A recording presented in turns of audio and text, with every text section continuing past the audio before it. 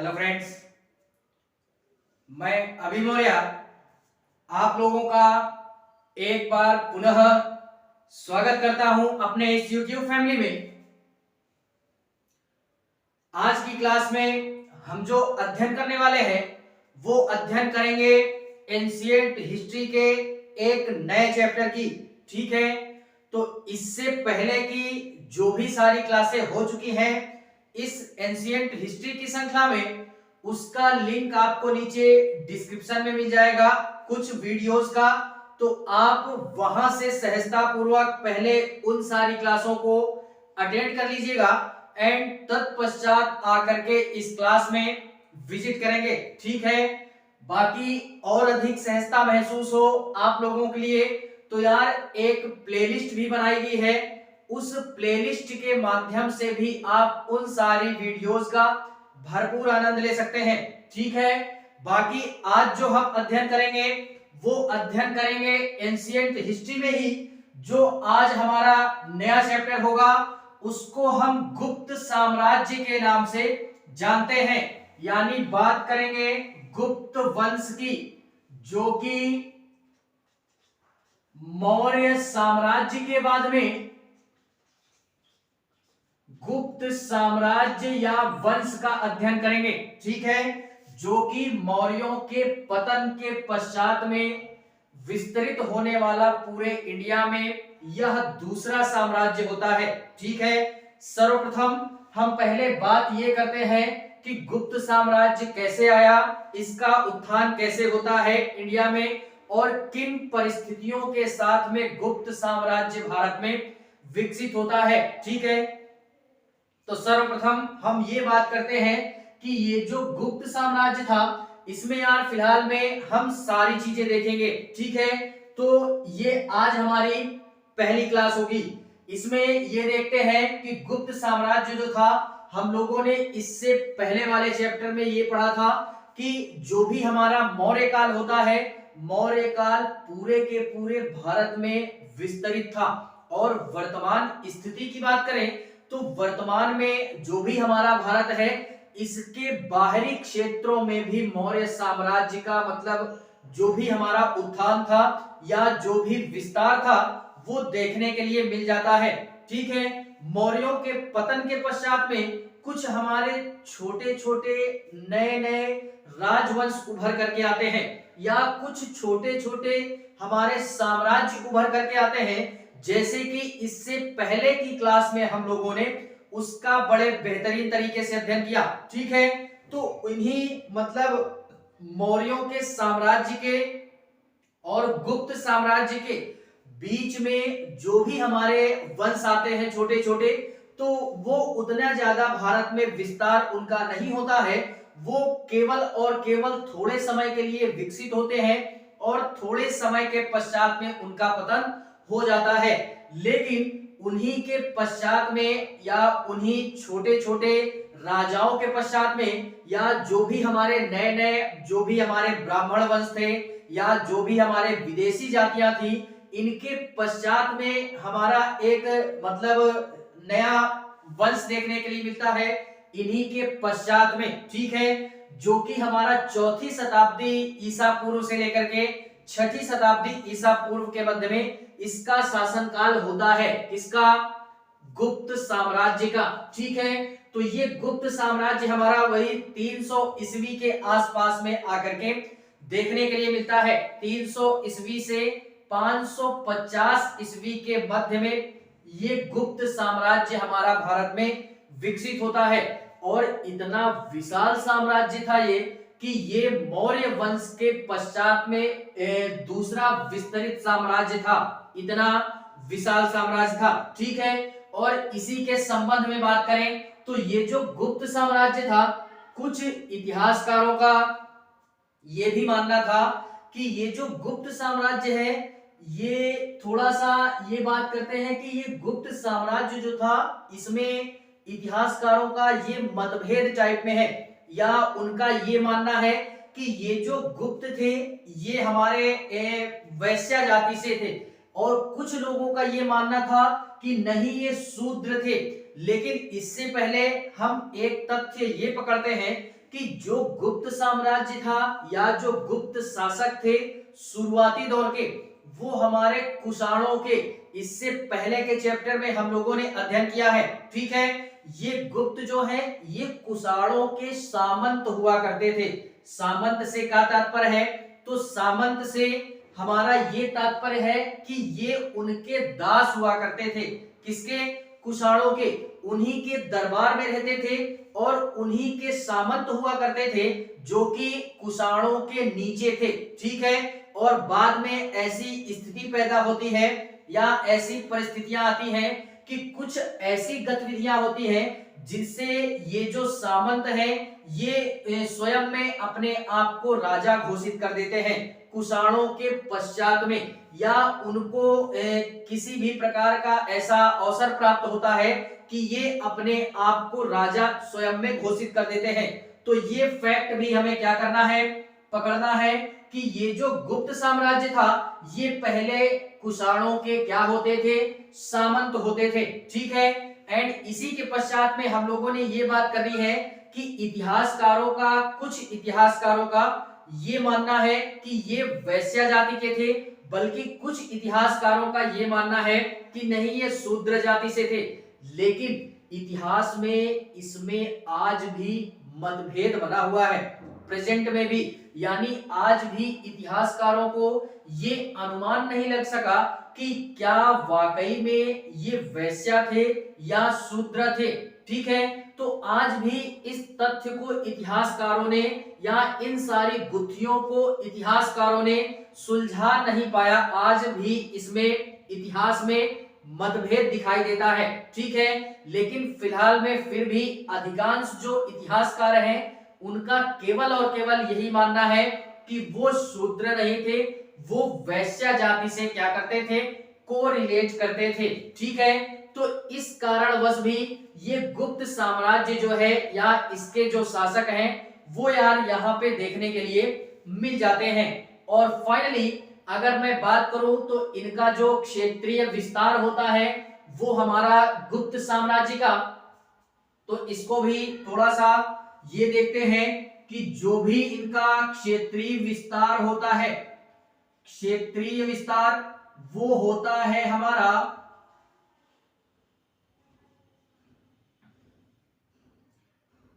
जो भी ये क्षेत्रीय विस्तार था गुप्त साम्राज्य का, तो ये उत्तर प्रदेश और बिहार वाले क्षेत्र से ही अपना शासन स्थापित करते हैं और अपनी सत्ता को स्थापित करने का प्रयास करते हैं। और इसी क्षेत्र से ये सर्वप्रथम विकसित होते हैं या अपनी सत्ता को स्थापित करते हैं, और देखते ही देखते कुछ समय के पश्चात में पूरे विशाल भारत में गुप्त साम्राज्य हमारा स्थापित हो जाता है। ठीक है, तो इतनी सारी चीजें हमें पकड़नी है।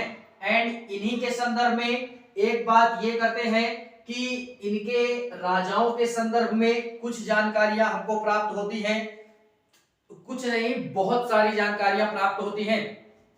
तो देखते हैं वो जानकारियां हमें कहां से प्राप्त होती हैं और कैसे प्राप्त होती हैं। सर्वप्रथम इसकी बात करते हैं, लेकिन उससे पहले एक दो तथ्य यहाँ पे हम ये लिखते हैं कि जो गुप्त साम्राज्य था या ये जो गुप्त वंश था ये 4वीं शताब्दी ईसा पूर्व, 4वीं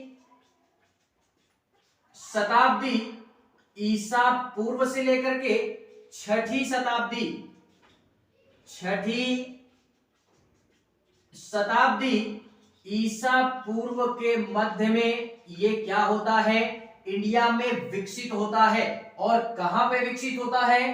तो अभी हम लोगों ने ये क्षेत्र देखा उत्तर प्रदेश और बिहार वाला क्षेत्र, यहीं पे इनका उत्थान देखने के लिए मिल जाता है। और इसी में बात करें तो सर्वप्रथम ये कुषाणों के, किसके? कुषाणों के सामंत होते थे, कुषाणों के सामंत थे। एंड इसी के पश्चात में कुछ इतिहासकारों का यह मानना है, यानी कुछ इतिहासकारों का मत क्या था? मत ये था कि ये शूद्र थे, यानी शूद्र जाति से कोरिलेट रखते थे, और कुछ का मानना ये था कि ये वैश्य जाति से थे, वैश्य जाति से संबंध रखते थे। लेकिन अधिकतर जो इतिहासकारों का मत है, वो अधिकतर इतिहासकारों का मत वैश्य जाति से संबंध रखते थे। ठीक है, तो इस फैक्ट को भी हमें पकड़ना है। इसमें तारीख भी नोट कर लेंगे। तारीख इसमें ये आती है कि 300 ईसा पूर्व से लेकर के 550 ईसा पूर्व के मध्य में ये हमारा गुप्त साम्राज्य भारत में स्थापित होता है। ठीक है, तो इतनी सारी चीजें हमें याद रखनी है।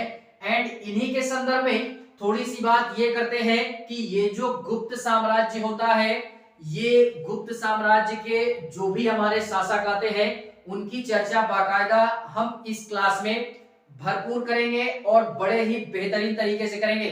ठीक है, तो इसके संबंध में थोड़ा सा ये देखते हैं कि जो गुप्त साम्राज्य था या जो गुप्त वंश था, इसके जो शासक थे उनके संबंध में जानकारी कैसे मिलती है, और ऐसे कौन कौन से स्रोत हैं या माध्यम हैं जिनके कारण हमको गुप्त साम्राज्य के शासकों का बाकायदा वर्णन या उनके संबंध में जानकारियां हमें प्राप्त होती हैं, या इतिहासकारों को जानकारियां प्राप्त हुई, जिस कारणवश प्राचीन इतिहास के संदर्भ में इस गुप्त साम्राज्य नामक चैप्टर को इतिहासकारों ने संकलित करके रख दिया।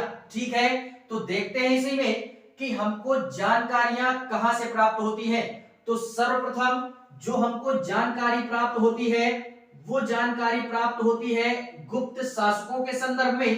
कुछ हमको साहित्य प्राप्त होते हैं, यानी कुछ साहित्य प्राप्त होते हैं इतिहासकारों को, जिससे ये अनुमान लगाया जा सका कि ये जो साहित्य है ये गुप्त शासन के या गुप्त साम्राज्य के संदर्भ में इन साहित्यों से हमको जानकारियां प्राप्त होती हैं। साहित्य से तात्पर्य यही है कि कुछ पुस्तकें हमको प्राप्त होती हैं गुप्त साम्राज्य से रिलेटेड, जिसमें भरपूर वर्णन मिलता है हमको गुप्त शासकों के संदर्भ में। एंड इसी के पश्चात में साहित्य के बाद हम लेख की बात करेंगे।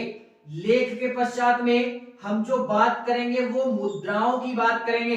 एंड मुद्राओं के पश्चात में मैं जो यहाँ पे लास्ट बात करूंगा वो बात करूंगा यात्रा वृतांत की।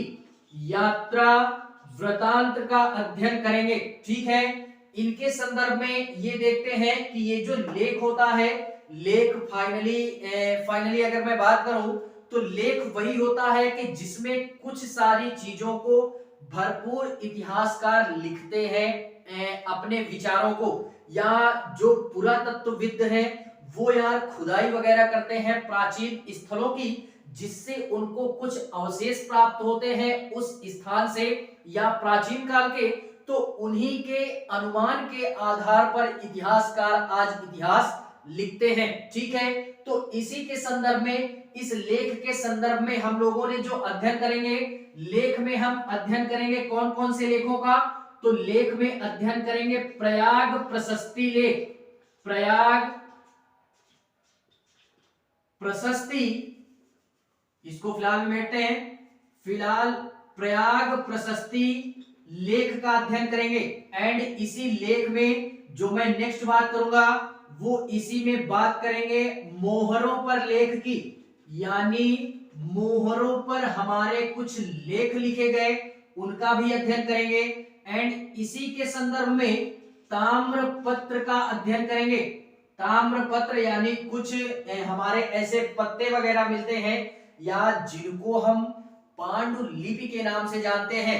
ये हमारी क्लास 6 की एनसीईआरटी अगर हिस्ट्री की पढ़ी होगी तो ये पहले ही चैप्टर में मिल जाना है। ठीक है, तो ये पांडुलिपि को ही एक तरीके से हस्तलिखित होती थी, तो ये ताम्रपत्रों से भी हमको इसका अध्ययन करने के लिए मिलता है। एंड इन्हीं के संदर्भ में अगर हम बात करें तो इसी में हम लोग अभिलेखों की भी बात करते हैं। किसकी बात करते हैं? अभिलेखों का भी अध्ययन इस लेख के माध्यम से करते हैं, जिससे ये हमारे जितने भी लेख प्राप्त होते हैं ये गुप्त साम्राज्य के शासकों के संदर्भ में बड़े ही बेहतरीन तरीके से जानकारियां मिलती हैं। और फिलहाल में इतिहासकारों ने तो यार इतने बेहतरीन तरीके से इसको प्राचीन इतिहास के संदर्भ में संकलित किया है कि पढ़ने वाला अगर कोई भी बंदा है ना तो मजा आ जाना है दोस्त, एकदम एक नंबर। ठीक है, तो इस तरीके से इतिहासकारों ने इसको सजा करके रख दिया। एंड इसी के संदर्भ में अगर मुद्राओं की बात करें तो कुछ हमको मुद्राएं प्राप्त होती हैं गुप्त साम्राज्य से रिलेटेड, जिससे इतिहासकारों ने ये अनुमान लगाया कि ये जो मुद्राएं हमको प्राप्त होती हैं ये यार क्या होती हैं कि ये गुप्त शासन काल से रिलेटेड मुद्राएं थी हमारी। ठीक है, तो इससे भी इतिहास को लिखने में इतिहासकारों को क्या होता है, आसानी होती है मुद्राओं के संदर्भ में। लेकिन अगर मुद्राओं के संदर्भ में बात करें तो इसमें भी 2 से 3 पॉइंट हमें नोट करना है। मुद्राओं में हमने सबसे पहले जो बात करनी है वो आर्थिक स्थिति की बात करनी है, आर्थिक स्थिति की बात करनी है। एंड इसी में व्यापार की भी बात कर लेंगे मुद्राओं के संदर्भ में। एंड इसी मुद्रा के संदर्भ में एक बात और करूंगा मैं जिसको हम कला के नाम से भी जानते हैं। ठीक है, आर्थिक स्थिति से तात्पर्य क्या है मुद्रा में, इसमें आर्थिक स्थिति से ये तात्पर्य है कि अगर किसी भी शासनकाल की मुद्रा हमको प्राप्त होती है तो उस शासनकाल के से रिलेटेड हमको ये अनुमान लगता है कि अगर वहां इस तरीके की मुद्रा चलती थी तो वहां का जो भी हमारी आर्थिक व्यवस्था थी वो कैसी थी। अगर सिक्के अच्छे मिले तो वहां की जो अर्थव्यवस्था होगी वो हम ये अनुमान लगाएंगे कि हाँ यहाँ की जो अर्थव्यवस्था है वो काफी मजबूत रही होगी। अगर वहां के सिक्कों को देख करके हमको थोड़ा सा उनका ये अनुमान लगता है कि अगर सिक्कों की जो क्वालिटी होती थी वो अगर निम्न स्तर की होती थी तो इतिहासकार उसको ये अनुमानित करते थे कि यहाँ की जो हमारी अर्थव्यवस्था थी वो काफी खराब अर्थव्यवस्था थी। ठीक है, तो अभी हम इसका अध्ययन करेंगे। बेसिकली आर्थिक स्थिति में यही अध्ययन करना है। एंड व्यापार के संदर्भ में बात करें तो व्यापार के संदर्भ में हमें ये बात करनी है कि जो इतिहासकार हैं या पुरातत्वविद लोग हैं जो कि अगर ये चीज उनको प्राप्त होती है कि जैसे जो मुद्राएं हैं अगर वो इंडिया के बाहरी क्षेत्र से प्राप्त होती थी, गुप्त शासकों का संदर्भ में बात कर रहे हैं। ठीक है, अगर वो मुद्राएं इंडिया के बाहरी क्षेत्रों से प्राप्त होती थी तो इतिहासकार या पुरातत्वविद लोग ये अनुमान लगाते थे कि ये जो मुद्राएं हमको बाहरी क्षेत्रों से प्राप्त हो रही हैं, इससे ये अनुमानित होता है कि इंडिया का जो व्यापार था वो बाहरी क्षेत्रों में व्यापार इसका होता था, तभी इंडिया का सिक्का हमारे बाहरी सिक्कों से क्या होता है, प्राप्त होता है। और वही सिक्के यदि भारत के अंदर ही प्राप्त होते थे तो इतिहासकार या पुरातत्वविद लोग ये अनुमानित करते थे कि इन सिक्कों के माध्यम से आंतरिक व्यापार भी यहाँ पे होता था। तो व्यापार के संदर्भ में यही 2 चीजें हमें पढ़नी है कि यहाँ पे आंतरिक व्यापार और बाह्य व्यापार 2 प्रकार के व्यापार होते थे जिसके साक्ष्य हमको मुद्राओं के माध्यम से देखने के लिए मिल जाता है। ठीक है, एंड इसी के संदर्भ में बात करें तो मुद्राओं के संदर्भ में हमको कलाओं का भी विकास देखने के लिए मिलता है और इतने बेहतरीन तरीके से मिलता है कि इतिहासकार इसको अपनी भाषा में यार कन्वर्ट करके बड़े ही बेहतरीन तरीके से लिखा है। क्या लिखा है कि इसी में जब आगे हम लोग शासकों की बात करेंगे तो यहाँ का एक हमारे बहुत ही महत्वपूर्ण शासक जिसको हम समुद्रगुप्त के नाम से जानते हैं, ये जो समुद्रगुप्त था ये मतलब कला का बहुत ही बड़ा प्रेमी था। एक तरीके से यही बोल सकते हैं कि कला को काफी पसंद करता था और इसी संदर्भ में उसने अपने शासनकाल में जो मुद्राएं छपवाई या टकसाल के माध्यम से जो हमारे मुद्राओं का निर्माण किया उसमें उसने एक तरफ मतलब अपना चित्र भी उसमें अंकित करवाया और बाकायदा वीणा बजाते हुए उसका चित्रण सिक्के में देखने के लिए मिल जाता है। तो इस प्रकार की जो कला हमको देखने के लिए मिलती है वो समुद्रगुप्त के समय में देखने के लिए मिलती है और ये मुद्रा को भी एक तरीके से क्या करता है, प्रदर्शित करता है या मुद्रा के कला के रूप में ये प्रदर्शित होता है। ठीक है, ये हुआ मुद्रा के संदर्भ में। एंड इसी के पश्चात में ये जो लास्ट बचता है यात्रा वृत्तांत, इसका भी अध्ययन हम करेंगे कि कुछ ऐसे हमारे बाहरी यात्री आए या विदेशी यात्री इंडिया में आते हैं, वो अपने वृत्तांत के माध्यम से या पूरा जो भी मतलब उसने उन लोगों ने जो भी यात्राएं की इंडिया के क्षेत्र में या इंडिया के किसी भी क्षेत्र में, जब तक ये गुप्त साम्राज्य था उन लोगों ने यात्राएं की एक स्थल से दूसरे स्थल तक, एक जगह से दूसरे जगह की। तो इसी सारी चीजों का जो ब्यौरा देते हैं वो एक पुस्तक के माध्यम से देते हैं और बाकायदा अपनी अपनी एक पुस्तक लिखते हैं जिसमें भरपूर उन लोगों ने गुप्त साम्राज्य की जानकारियां दी है अपने यात्रा वृत्तांत के दौरान में। ठीक है, तो यात्रा वृत्तांत में ये याद रखना है।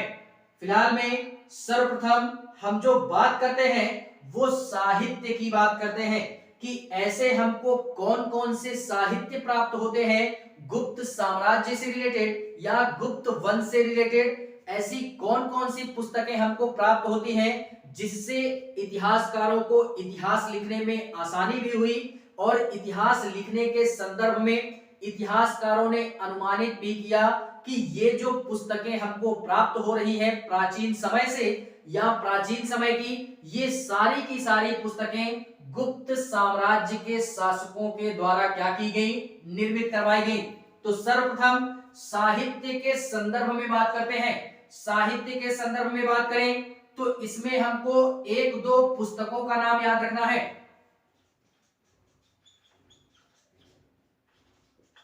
साहित्य के संदर्भ में इसमें एक दो पुस्तकें क्या याद रखेंगे कि पहले हम लोग बात करते हैं मुद्रा राक्षस की। मुद्रा राक्षस ये हमारी एक प्रकार का साहित्य है या पुस्तक है जिसके संदर्भ में हमारा गुप्त साम्राज्य की जानकारी देखने के लिए मिल जाती है। एंड एक हम लोग कल्प सूत्र के नाम से जानते हैं। एंड यार हमको यहाँ पे कुछ कालिदास जी की रचनाओं का भी वर्णन मिलता है। कालिदास किसके दरबार में रहते थे, तो ये गुप्त साम्राज्य में ही हमारा कालिदास का शासनकाल देखने के लिए मिल जाता है। ठीक है, एंड इसी के पश्चात में एक और याद रखेंगे देवी चंद्र गुप्तम के नाम से जानते हैं।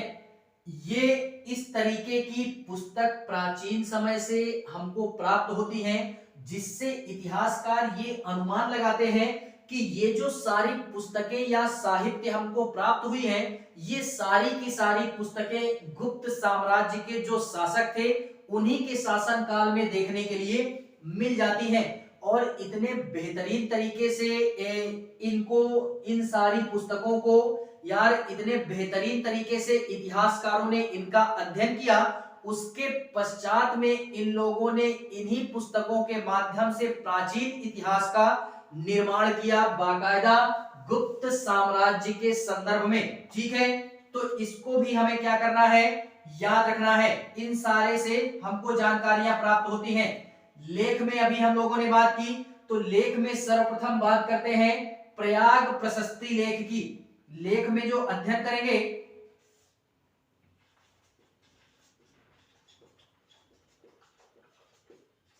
लेख के संदर्भ में, अगर मैं बात करूं लेख के संदर्भ में, तो सर्वप्रथम इसमें जो बात करेंगे प्रयाग प्रशस्ति लेख का अध्ययन करते हैं। प्रयाग प्रशस्ति लेख क्या है, ये प्रयाग प्रशस्ति लेख जो है ये एक प्रकार का प्रशस्ति लेख है। प्रशस्ति लेख से तात्पर्य क्या है कि एक प्रकार से ये मतलब समुद्रगुप्त के शासनकाल में एक हमारा कवि रहता था, या उसको हम दरबारी कवि के नाम से जानते हैं। ठीक है, फिलहाल में जितने भी राजा महाराजा हुए उनके दरबार में सारी चीजें होती थी। राजा महाराजा ऐशो आराम की ऐसी कोई चीज नहीं जो उनके दरबार में ना हो। ठीक है, तो इसी प्रकार से इनके दरबार में, किसके दरबार में, समुद्रगुप्त के दरबार में एक दरबारी कवि रहता था।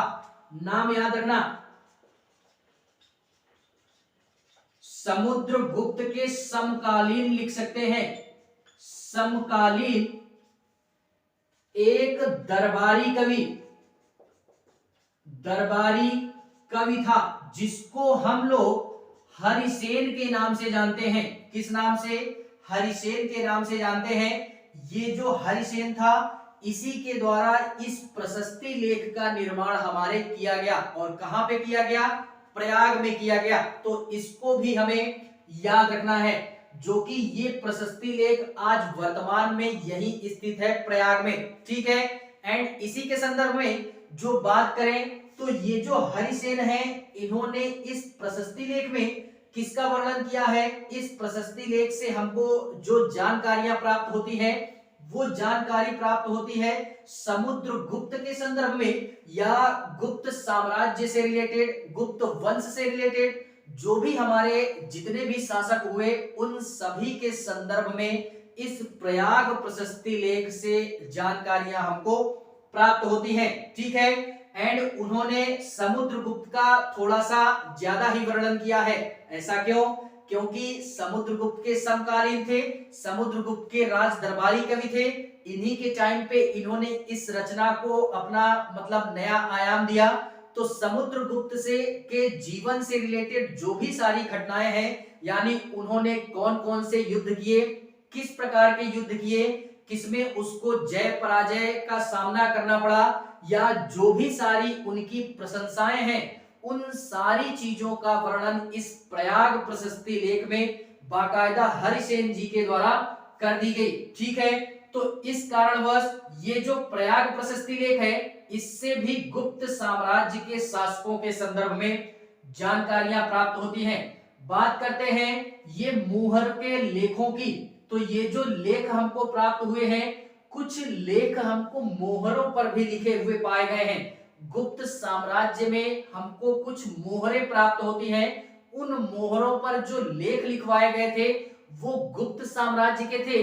इसकी जानकारी हमको इसी, यानी जब ये मोहरें प्राप्त हुई तो इतिहासकारों ने या पुरातत्वविदों ने ये अनुमान लगाया कि इन मोहरों पर जो लेख लिखे गए हैं उन्हीं के माध्यम से इतिहासकारों ने अनुमानित करके इतिहास में वर्णन किया बाकायदा कि ये जो मोहरों पर लेख लिखवाए गए या ये जो मोहर हमको प्राप्त होती है प्राचीन समय की, ये इस शासन काल के अंतर्गत या इस तारीख के अंतर्गत जिसका भी शासन था हमारा इंडिया में वो था गुप्त साम्राज्य का।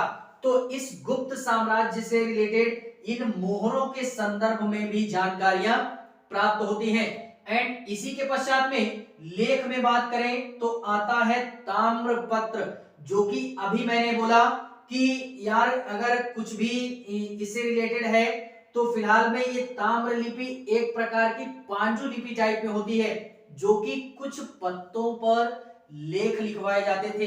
ये आम पत्ते इस तरह के पत्ते नहीं होते थे, वो पत्ते जैसे होता है ना कि टाइट पत्ते, जैसे हम लोगों ने देखा होगा ताड़ का पेड़ देखा होगा, ताड़ का पेड़ या नारियल वगैरह का, तो उस तरीके के जो भी हमारे पत्ते होते थे प्राचीन समय में उनको काट छांट करके बाकायदा एक कॉपी टाइप में बनाई जाती थी। उसी पत्तों पर इन लेखों को क्या किया जाता था, लिखा जाता था। फिलहाल में अगर क्लास 6 की एनसीईआरटी पढ़े होगे तो यार सारी चीजें से रूबरू होगे। ठीक है, क्लास 6 में ये सारी चीजें दी गई हैं। एंड इसी के पश्चात में यात्रा वृतांत की बात करते हैं, सॉरी इसी लेख में अभिलेखों की बात करते हैं। कुछ अभिलेख भी हमको प्राप्त होते हैं। अभिलेख में यार हमको ये याद रखना कि हमको कुछ अभिलेख प्राप्त होते हैं लेख से रिलेटेड, हमको एक अभिलेख याद रखना है। कौन सा? जिसको हम लोग एरण अभिलेख बोलते हैं। कौन सा अभिलेख? एरण अभिलेख के नाम से जानते हैं, जो कि 510 ईस्वी के आसपास, 510 ईस्वी पूर्व के आसपास की जानकारी हमको इस एरण अभिलेख से देखने के लिए मिल जाती है।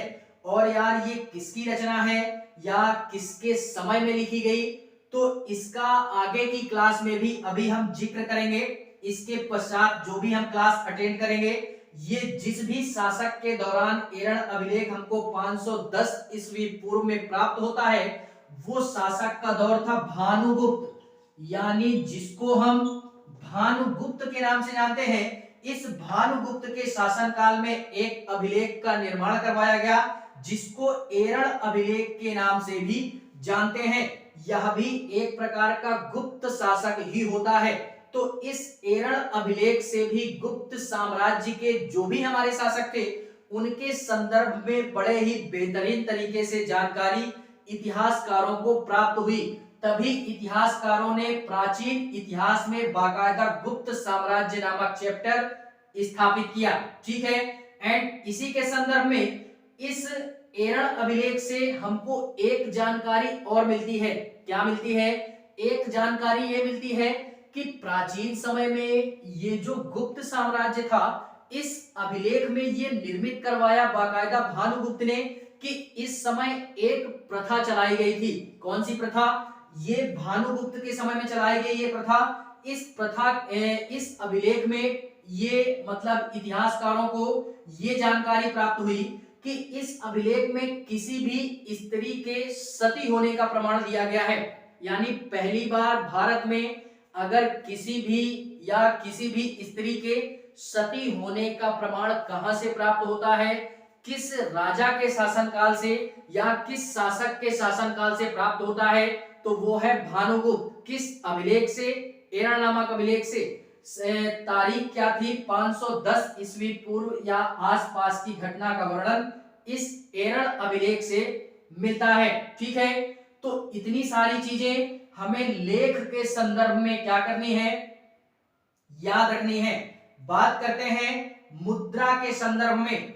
मुद्रा के संदर्भ में बात करें तो थोड़ा सा बैठते हैं पहले।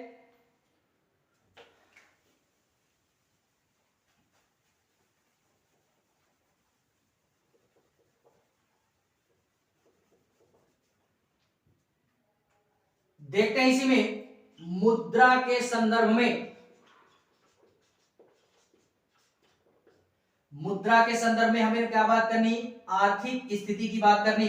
आर्थिक स्थिति से तात्पर्य क्या है कि जो भी हमारा गुप्त साम्राज्य था, इस गुप्त साम्राज्य में सर्वाधिक सोने के सिक्के, सबसे ज्यादा मात्रा में सोने के सिक्के किस साम्राज्य के अंतर्गत या किस वंश के अंतर्गत चलाए गए, तो वो था हमारा गुप्त साम्राज्य।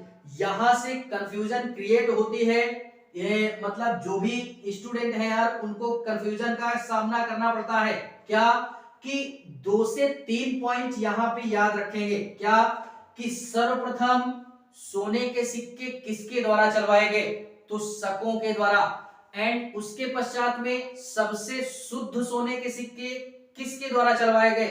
कुषाणों के द्वारा। और सबसे अधिक मात्रा में सोने के सिक्के किस शासक काल के दौरान या किस शासन के दौरान चलवाए गए? तो वो था हमारा गुप्त साम्राज्य। ठीक है। तो ये 3 चीजें हमें याद रखनी है। एंड इसी के संदर्भ में सबसे ज्यादा मात्रा में सोने के सिक्के हमको गुप्त साम्राज्य से ही प्राप्त होते हैं। और इतने सोने के सिक्के इतने प्राप्त होते हैं कि इससे इतिहासकारों को ये अनुमान लगा या पुरातत्वविदों को ये अनुमान लगा कि यहां से जो सोने के सिक्के प्राप्त होते हैं वो भारी मात्रा में प्राप्त हुए। तो हमारा मानना यह है कि गुप्त साम्राज्य की आर्थिक व्यवस्था काफी ज्यादा मजबूत थी, क्योंकि सोने के सिक्के और इतनी मात्रा में मिले। तो हमारा मानना यही है कि जो भी मतलब गुप्त साम्राज्य था और यहाँ के जो शासक थे, उनकी अर्थव्यवस्था काफी अच्छी थी। और इसका अनुमान एक चीज से और लगता है, या इतिहासकारों ने, पुरातत्वविदों ने ये अनुमान लगाया कि ये जो सोने के सिक्के प्राप्त होते हैं ये कितने कैरेट सोने के सिक्के हैं, यानी इस संदर्भ में भी जानकारी प्राप्त हुई। और जैसे ही कैरेट की गुणवत्ता प्राप्त हुई, सोने की गुणवत्ता प्राप्त हुई, तो इन्हीं सारी चीजों को देखते हुए इतिहासकारों ने इतिहास लिख डाला और पुरातत्वविदों ने अनुमानित कर दिया कि गुप्त साम्राज्य में जो भी आर्थिक व्यवस्था थी वो काफी अच्छी मात्रा में देखने के लिए मिल जाती थी। और यदि अगर कुछ पुरातत्वविदों को जो सोने के सिक्के मिलते हैं उनकी सोने की क्वालिटी कम अच्छी होती थी या उनका जो कैरेट होता था वो कम होता था, तो पुरातत्वविद लोग ये अनुमान लगाते थे कि यहाँ की आर्थिक स्थिति खराब होती है। ठीक है, खराब होती थी, जिस बेस पे आज इतिहासकारों ने इतिहास लिख डाला पूरा का पूरा गुप्त साम्राज्य का। ठीक है, तो इस संदर्भ में भी, मुद्रा के संदर्भ में भी जानकारियां प्राप्त होती हैं। एंड इसी मुद्रा के संदर्भ में आर्थिक स्थिति में ही हम लोगों ने ये बात करनी थी। एंड इसी के पश्चात में व्यापार की बात करें तो व्यापार के लिए हमने बोला है यार कि अगर ये गुप्त साम्राज्य की जो मुद्राएं हैं इंडिया के बाहरी क्षेत्रों से प्राप्त होती थी, तो इतिहासकारों ने या जो पुरातत्वविद लोग हैं उनको अगर मुद्राएं इंडिया के बाहर से प्राप्त होती थी तो उन्होंने ये अनुमान लगाया कि गुप्त साम्राज्य का जो व्यापार था वो बाहरी क्षेत्रों में भी हुआ करता था। और यदि वही सोने की मुद्राएं आंतरिक भागों में प्राप्त होती थी तो उनको ये अनुमान लगा कि हमारे मतलब जो भी सारा सिस्टम है वो आंतरिक व्यापार भी होता था। तो गुप्त साम्राज्य में दो प्रकार के व्यापार याद रखने हैं, बाह्य व्यापार और आंतरिक व्यापार। ठीक है, एंड इन्हीं के संदर्भ में जो कला थी इसके संदर्भ में भी अभी हम लोगों ने अध्ययन किया कि समुद्रगुप्त के शासनकाल में उनको वीणा बजाते हुए यार बाकायदा सिक्के में छपवाया गया था या अंकित करवाया गया था, जिससे पुरातत्वविदों को ये अनुमान लगा कि यहाँ की जो कला थी उस पे भी चित्रकारी देखने के लिए मिल जाती थी बाकायदा सोने के सिक्कों में। और जैसे ही वो सिक्के प्राप्त हुए तो उन्हीं सिक्कों के आधार पर इतिहासकारों ने गुप्त साम्राज्य का इतिहास लिख डाला। ठीक है, एंड इसी के संदर्भ में बात करते हैं यात्रा वृतांत की। यात्रा वृतांत की बात करते हैं। यात्रा वृतांत के संदर्भ में बात करें तो इसमें हमारे दो विदेशी यात्री आते हैं। कौन कौन से? दो विदेशी यात्री। एक को हम लोग फाहियान के नाम से जानते हैं, फाहियान, एंड दूसरा था हमारा वेनसोंग। वेनसोंग की बात करेंगे। ये दो हमारे ऐसे मतलब विदेशी यात्री हैं जिन्होंने अपनी पूरी यात्रा के दौरान में कुछ पुस्तकों को मतलब लिखा। जहां जहां पे इन्होंने जिन जिन स्थलों की यात्रा की, चाहे वो इंडिया में की हो या इंडिया के बाहर की हो, जब से इन्होंने अपनी यात्रा को स्टार्ट किया तो इस पूरी यात्रा के दौरान में उन्होंने क्या महसूस किया या किस स्थान पे किस शासक का शासनकाल था, उस शासनकाल के दौरान में क्या घटना घटित हुई, इनके साथ में क्या घटना घटित हुई, यानी जो भी सारा सिस्टम या जो भी सारी घटनाएं इनके यात्राओं के दौरान हुई वो सारी की सारी घटनाओं का वर्णन इन्होंने यात्रा वृतांत के अंतर्गत कर डाला। फाहियान ने अपनी इस यात्रा वृतांत में जो पुस्तक लिखी वो फो की है, ये नाम याद रखना, फो की। ये एक प्रकार की पुस्तक है जो कि यात्रा वृतांत मतलब यात्रा के दौरान फाहियान ने लिखी थी। इसके अंतर्गत गुप्त साम्राज्य से रिलेटेड जो भी सारी जानकारियां हुई, फाहियान के साथ जो भी घटित हुई, वो सारी की सारी जानकारियां फाहियान ने अपने इस पुस्तक में वर्णित कर दिया। चाहे वो गुप्त साम्राज्य की आर्थिक स्थिति हो, धार्मिक स्थिति हो या सामाजिक स्थिति हो, या फाहियान के समय में या इसके साथ में जो भी सारी घटनाएं घटित हुई हो जो कि गुप्त साम्राज्य के अंतर्गत घटित हुई, उन सारी घटनाओं का वर्णन फाहियान ने अपनी इस पुस्तक में कर डाला। और ये फाहियान किसके शासनकाल में आता है इंडिया में? तो ये हमारा आता है चंद्रगुप्त द्वितीय के समय में। ये नाम भी याद रखना, ये वो चंद्रगुप्त नहीं है जो मौर्य वंश की स्थापना करता है, वो मौर्यों का चंद्रगुप्त था, ये गुप्त साम्राज्य का चंद्रगुप्त है, तभी इसको चंद्रगुप्त द्वितीय की संज्ञा दी गई है। ठीक है, तो इसको भी याद रखना। एंड इसी के संदर्भ में इनके पश्चात में एक हमारा यात्री और आता है जो कि विदेशी यात्री ही होता है, जो कि चीन का होता है। इसने भी अपनी यात्रा वृतांत के अंतर्गत जो भी सारी घटनाएं घटित हुई, जो भी सारा सिस्टम इसके साथ होता है, वो सारा सिस्टम इसने अपनी पुस्तक में लिख डाला। और ये किसके शासनकाल में आता है, तो ये इस गुप्त साम्राज्य के बाद हम लोग पढ़ेंगे पुष्यभूति वंश, या जिसको हम लोग हर्षवर्धन वंश के नाम से जानते हैं या वर्धन वंश के नाम से जानते हैं। तो ये हर्षवर्धन के शासनकाल में इंडिया में विजिट करता है और फिलहाल में हर्षवर्धन के समय का इतिहास भी लिखता है, यानी उनके समय की जो घटनाएं घटित हुई उसको भी अपनी पुस्तक में वर्णित करता है। और गुप्त साम्राज्य से रिलेटेड जो भी सारी घटनाएं घटित हुई ये अपनी यात्रा वृतांत के दौरान अपनी पुस्तक में बाकायदा उसकी चर्चा करता है। ठीक है, तो यही सारी चीजें जब पुरातत्वविदों को प्राप्त हुई, तो पुरातत्वविदों ने जो भी सारी चीजें प्राप्त की गुप्त साम्राज्य से रिलेटेड, तो उन सारी चीजों को ला करके संग्रहालय में इकट्ठा किया गया और संग्रहालय के माध्यम से इतिहासकारों ने इन सारी चीजों का अध्ययन किया। और अध्ययन करने के पश्चात में गुप्त साम्राज्य या पूरे के पूरे गुप्त वंश का इतिहास आज प्राचीन इतिहास में लिख करके रख दिया। ठीक है, तो फिलहाल में ये था हमारा गुप्त साम्राज्य से रिलेटेड पहली क्लास थी हमारी। इसमें हम लोगों ने काफी सारी चीजों का अध्ययन किया कि यार गुप्त साम्राज्य इंडिया में कैसे स्थापित होता है, जानकारियां कैसे प्राप्त होती हैं, इन सारी चीजों की बड़ी ही बेहतरीन तरीके से हम लोगों ने अध्ययन किया। ठीक है, इसके पश्चात हम लोग नेक्स्ट क्लास जो बात करेंगे उसमें हम लोग कुछ शासकों के बारे में अध्ययन करेंगे कि गुप्त साम्राज्य से रिलेटेड कौन कौन से शासक हमारे आते हैं। ठीक है, तो फिलहाल में आज के लिए बस इतना ही। क्लास अगर अच्छी लगे तो लाइक करें, कमेंट करें और हाँ, चैनल को सब्सक्राइब जरूर करें। बाकी मिलते हैं इसी के चैप्टर में किसी नेक्स्ट पार्ट में, यानी इसी के अगले पार्ट में। तब तक के लिए जय हिंद।